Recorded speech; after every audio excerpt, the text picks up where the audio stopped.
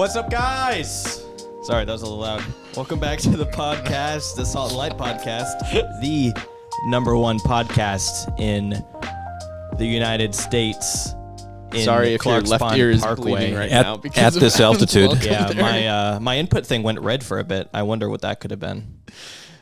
Keenan's texting. Keenan's the one who just said, let's go. Yeah, now we're started. Yeah. Look, I'm right here. How's everybody doing today? Kurt, Thanks. how are you? Thanks for asking. Of course. I feel good. Thanks. Good. Yeah. Just in general, I feel in touch. extra pains. I feel in touch with things. Would you like me to talk about? Because I can't say it, MIF. MIF. Yeah, sure. So you know what? You know how this came up. This is. Can you describe what this might be? I'm going to. It's like is it like I screwed up, like I messed up? Is that what a MIF is? No, well, being miffed would be like you're a little upset with somebody. Yeah, but that's not what this is. This is an acronym. Go on. So I was getting with Jesus, and let me start a little bit earlier. I was stressed out by some things, and then I would try to get with Jesus, and in that I was striving after Jesus. And when we feel like we're in a place where we need to get to him and we're striving, we just start sort of mouthing things, right? In our prayer. So what we do is we have a mantra. Okay. What does that start with? It's M, right? Mantra. I'm on to you. Or we have an incantation of sorts, right? Okay. Or we have a formula of sorts. Oh, wow. But we do not approach him in spirit and in truth, which is the way we're supposed to do it. Your acronym. Can you define incantation? Incantation would just be like words that we say. We might hear them and we might read them in the Bible, and so we take them and we repeat them. Did he really just make up a spiritual acronym for MIF?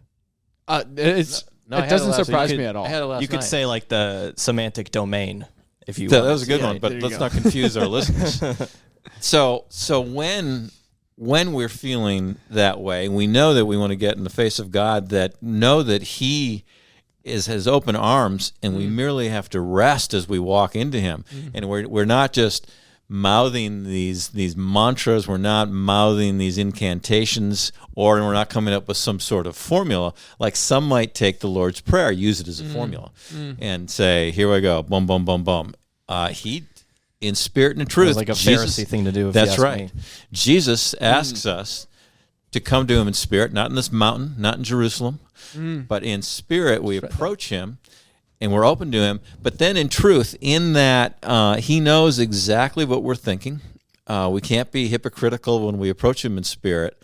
So if we knew that, how easy it is then to come into his presence. And once Spirit showed me that, I then got to like walk into this room. It was like I was looking through a little crack in a door, and I knew he was in there, and the door opened, and I was just welcomed in. And everything was right. Isn't that good news? Because you realized that you were doing a mantra, an incantation, or what was the last one? Formula. Yeah, a MIF. In order to get yourself in the presence of the Lord. Yeah, and what you had to do was instead surrender. And all of that would be under like a striving umbrella. Yeah. Can't do it. And so there are so many different things that prevent us from being in the presence of God. So miffing is one. Yep. And then another one is shame, for instance. So we end up embracing shame, whereas when we embrace shame, we're essentially saying the work on the cross was inadequate. How do you define shame? Right. What do you think? Tell me about shame. Come up with an acronym. Shame. Sin held above my ears. Existence. Existence. Wow, that's good. Adam, I feel like I'm being mocked a little bit. No, I think I think that was actually pretty good. That appropriately describes sin shame. held above my existence. Wow. Okay, so that's Keenan's definition of shame. This was in the I think my definition of shame is to have an inherent. Answering my question from 10 minutes ago. Well, is there a side conversation happening while I'm trying to answer this question? Shame. Tell me about shame.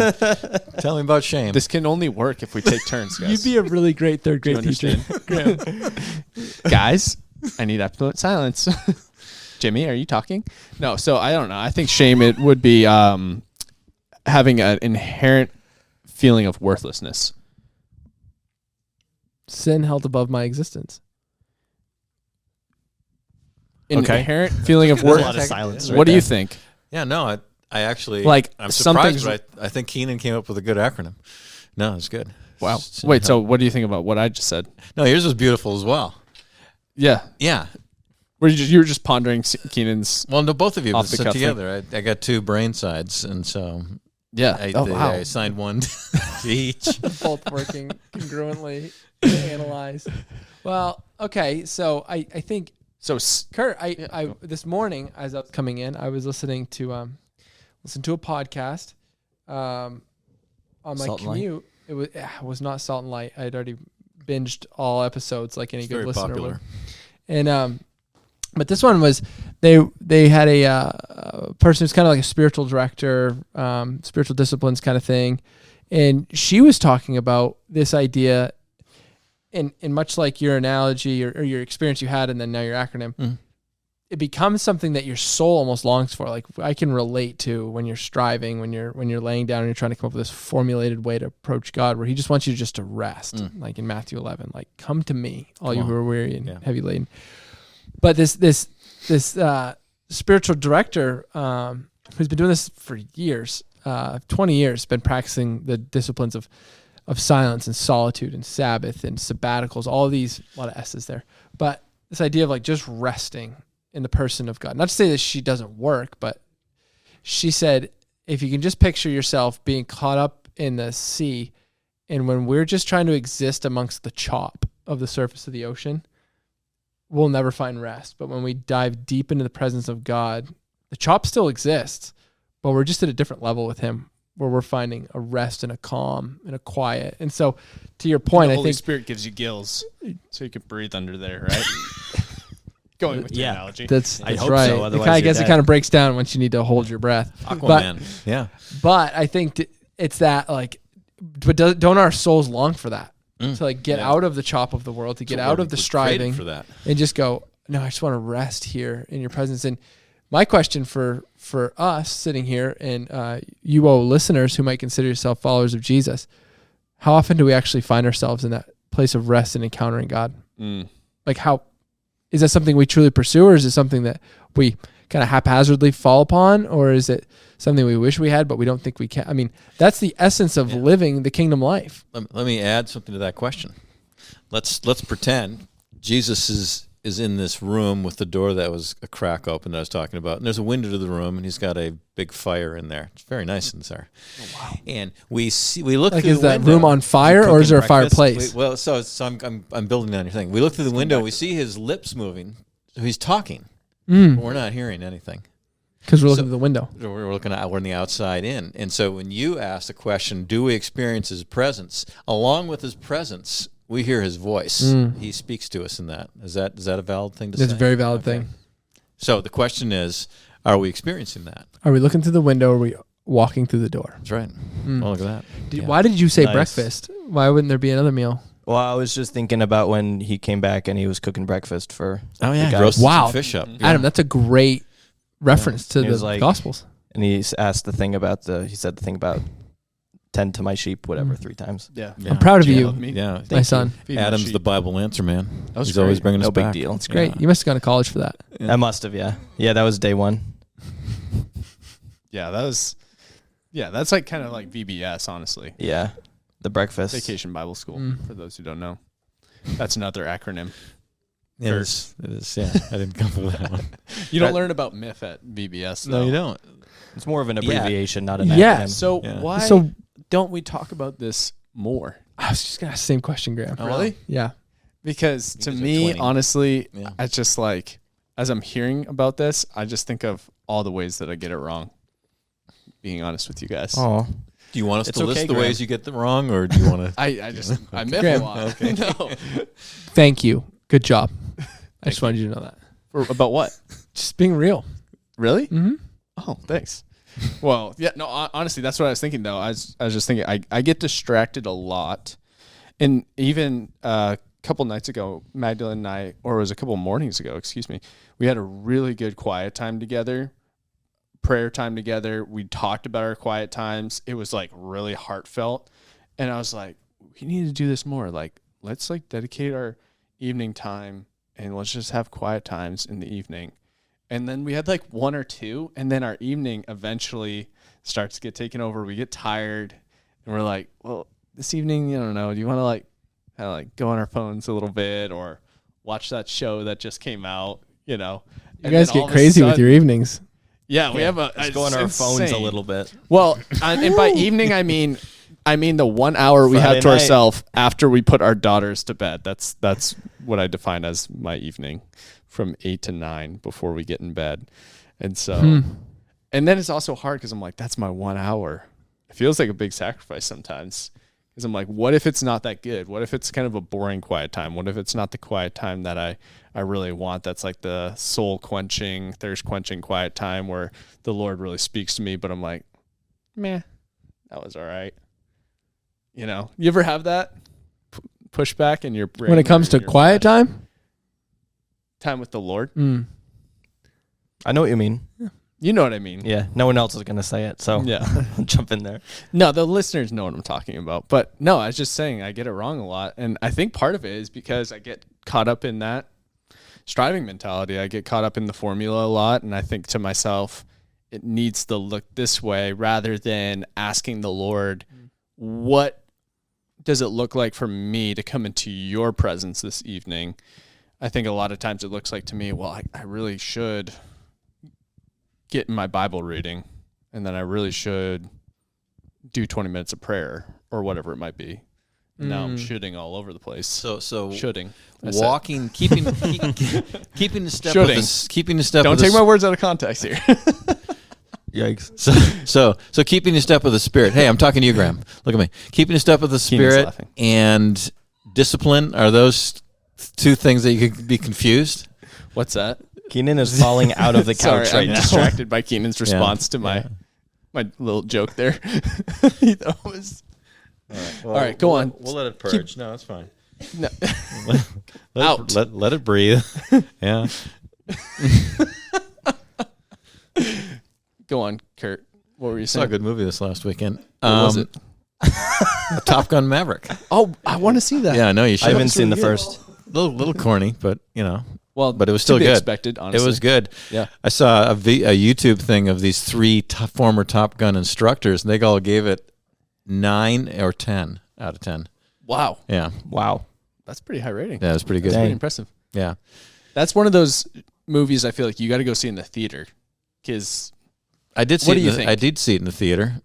Well, yeah, do you think when you Yeah, I watch think it, it's it's like, good. okay, this is a movie you see in the theater, not so much go home to that's watch what they recommended.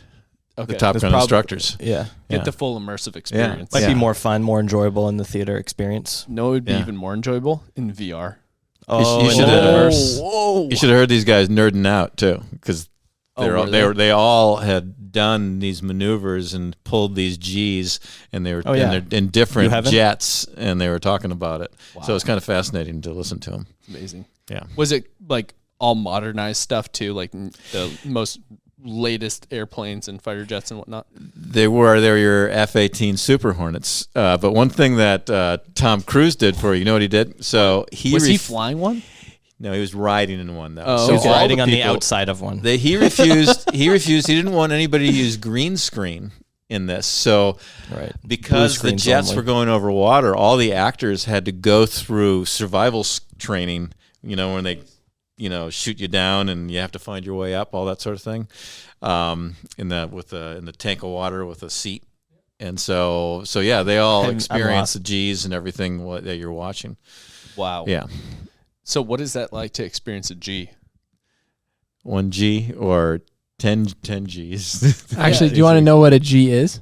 Yes. It's Gardner. 9.81 meters per second squared. Yep. It's gravity. one acceleration of a force of gravity. So it just basically feels like you have a bunch of weight on your chest or what? Yeah.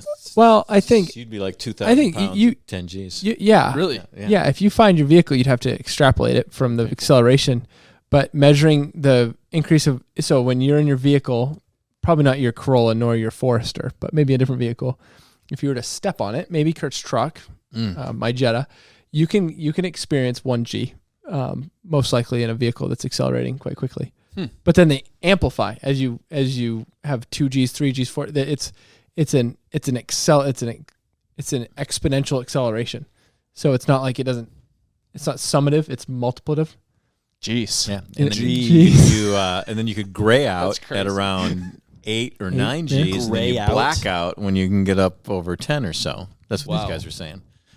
Yeah. And do they? I'm not making is that this up. baked into the training that they might black out in their Yeah. fighter jet? And then Not they only that, come depending to- on the jet, you can actually make the jet, what's the word for it? Basically not good anymore because you put so much stress on it. So they have to bring them back in depending on the jet and go over the whole thing with a fine-tooth comb to see if there Do you remember when the guy jumped from the Red Bull guy jumped from the orbiting I saw that. station back? Baumgartner. Oh yeah, Felix. Felix Baumgartner. Wow, look at Adam.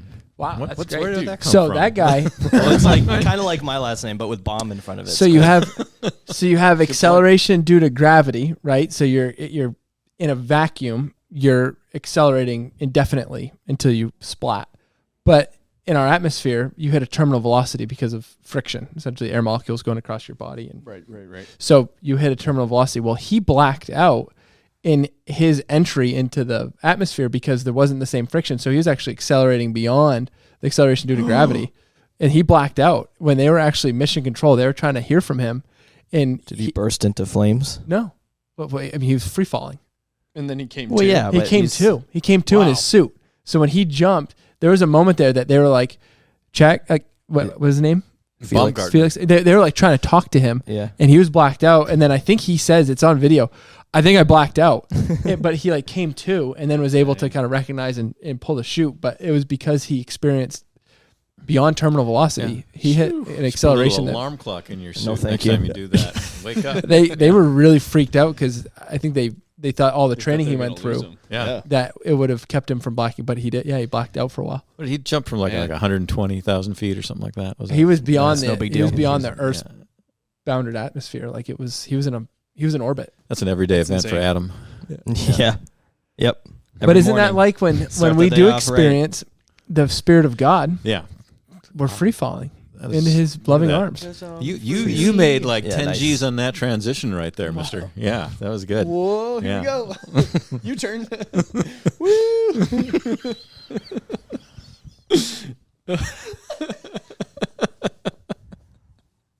I'd love is to ride quite a the roller episode. coaster with Why you. does Graham. anybody listen to this? This is quite the episode. You turn. Oh man. Oh, Can't. We even Man. this is our first episode with a live studio audience. Yeah, we got that. Mr. Isaac. Let's hear from our live studio audience. Yeah, nice. See, Yeah. it's real. It's real. man. That wasn't So even Kurt, we had a celebration of life today. You did. Was there anything about that A celly of life. celebration, I like that to call it. service about Dick Couliard's life that really stuck out to you? Well, I liked a couple of things. So the great ancient sage Larry Strondak, you know him. Yeah. He did the sort of the eulogy, if you want to call it that. So he called Dick a daily saint. I like that. Yeah. So that stuck out to me. That's the way. And Dick, I've gotten those phone calls from Dick as well. Calls me up and says, "I've got a word from you for the Lord." I think he called me once because he had one for my wife.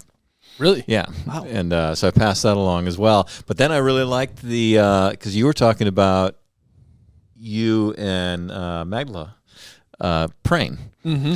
And such a great way that they would do it. They would get together and they would pray, and then they'd have silence for almost an hour. Yeah. Uh, The first half hour, they said they would pray together, and the second half an hour, they would just be in silence and wait on the Lord. and they pursued that because it wasn't easy to start with, because she would get angry at him pretty regularly.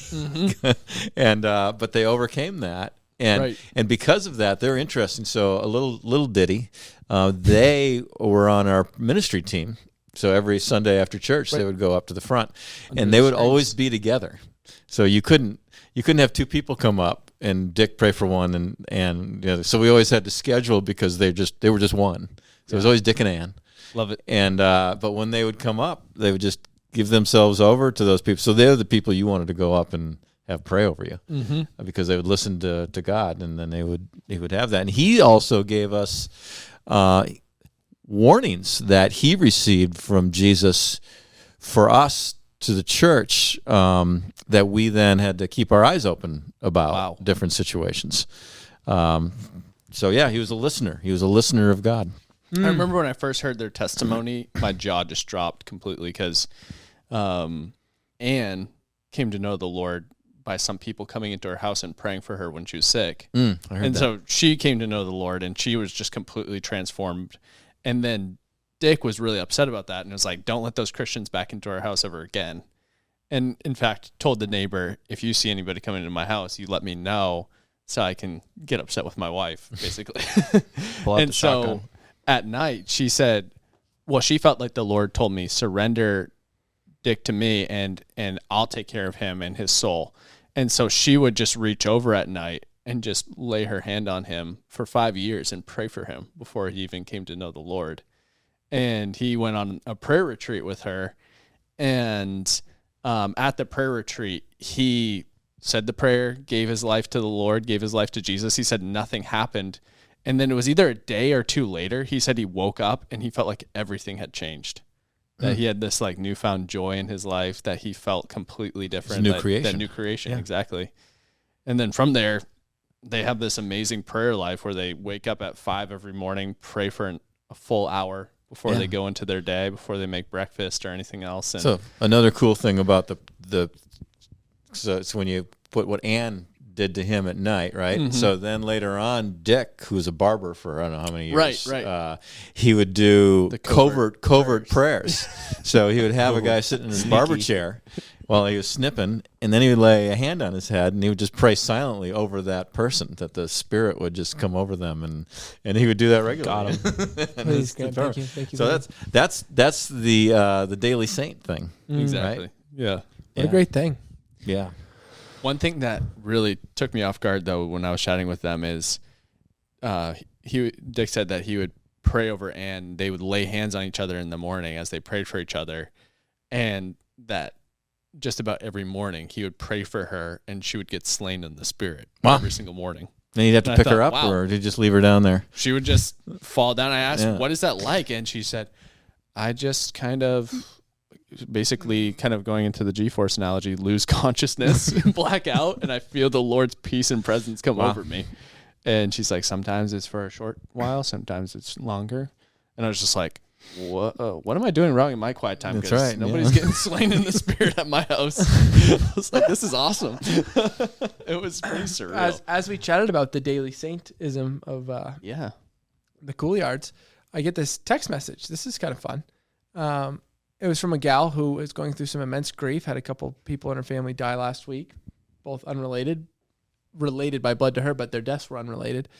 So I'd sent her the contact info of one of our great prayer warriors in the church. And so this is what she sends me.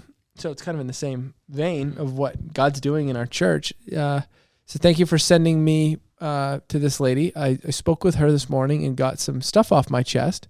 And she even prayed for me. And while she was praying, I got a case of the chills all over, and we believe the Holy Ghost was making his presence known. Wow. Thank you again. Yeah. And so Wow. I think we talk about these daily saints, but that's exactly what we are called to be as followers of Jesus, not as pastors or as prayer warrior. We're all meant to be these daily saints that can experience him as he makes his presence known in our lives.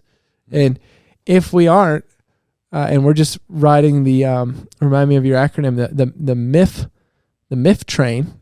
What are we doing? Because we're missing out on life. We're miffing it. Miffing out. Miffing out in life, yeah. It's good.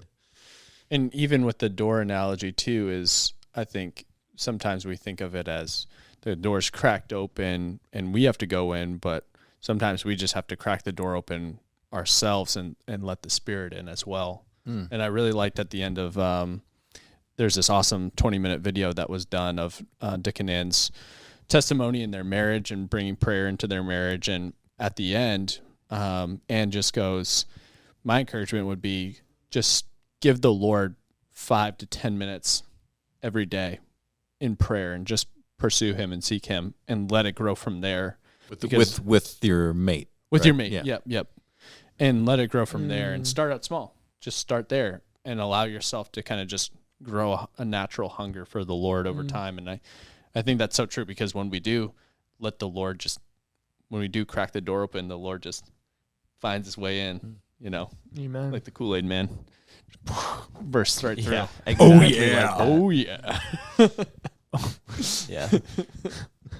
Well, that's a great place to It's a good end thing. it. It's a good Wow. thing. Well, Okay. we've gone long enough. Really? already? Well, I guess it's been 25 minutes and 24 seconds. People do Shalom. But are our fans screaming for more content? I can't. I don't know. I can't hear them. Well, how Isaac's about our pretty listening silent, audience? So Yeah. I think that's a good indication. And we're spent. He's hard at work. Yeah. Sorry for bugging you, Yeah. Mr. Audience. Yeah. Well, Kool-Aid Man. Kool-Aid man. Kool-Aid Man makes an entrance, and he's about to make an exit. Thanks, guys, for listening to the number one podcast in the universe in Greater Portland. Leave a prophetic, review, yeah. please, if you want. Yeah. Only if it's a 5-star review, though. Please don't leave it if it's lower than that. We'll see you next week.